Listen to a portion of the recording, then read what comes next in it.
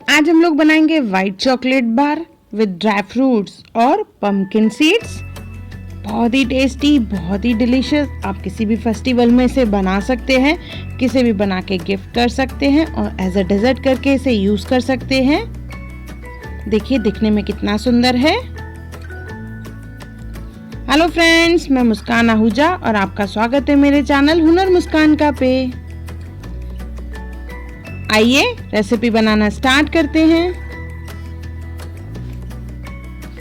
White compound chocolate लेंगे, ये easily available है मार्केट में। मैंने यहाँ पे 2 बार लिए हैं इसके और इसे कट कर लेंगे। छोटे छोटे पीसेस में कट करेंगे।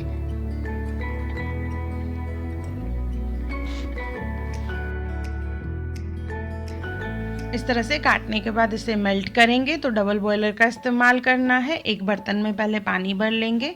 पानी बॉयल हो जाएगा तो इसके ऊपर रखेंगे बाउल और इस पे हम लोगों को चॉकलेट को मेल्ट करना है।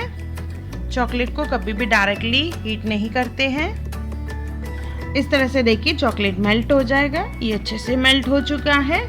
अभी हम लोग ले लेंगे, ये देखिए पम्पकिन सीड्स हैं जिसे मैंने हल्का सा रोस्ट कर लिया है। ये रोस्टेड भी मिलते हैं। इस तरह से इसे प्लेट में डाल देंगे।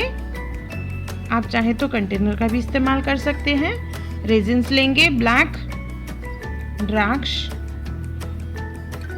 किशमिश, रेजिन्स वो भी डाल देंगे। सब दूर दूर डालनी है, थोड़ी थोड़ी। उसे मैंने कट कर लिया है। इस तरह से रैंडमली डाल देंगे।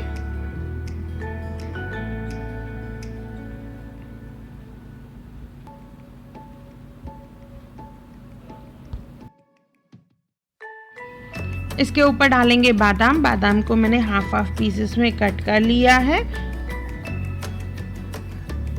और इसके ऊपर अभी डालेंगे हम लोग चॉकलेट जो हमने मेल्ट करके रखा है।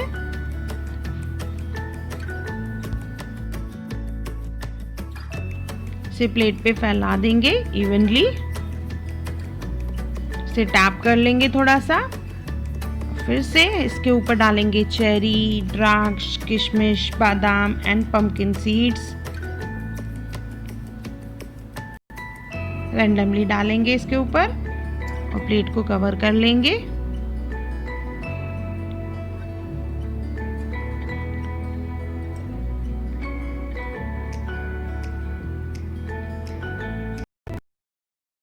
फ्रीजर में रखेंगे 20 से 25 मिनट, जैसे ये अच्छे से सेट हो जाए।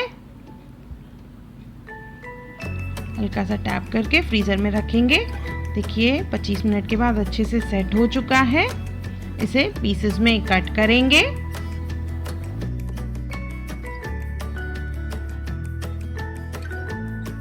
ये हमारा milk chocolate bar with dry fruit तैयार है, जो बहुत ही टेस्टी, बहुत ही डिलीशियस है। आप इसे डेजर्ट करके यूज़ कर सकते हैं। तो एक बार ज़रूर बनाएं और मुझे कमेंट सेक्शन में ज़रूर बताएं आपको मेरा वीडियो कैसा लगा।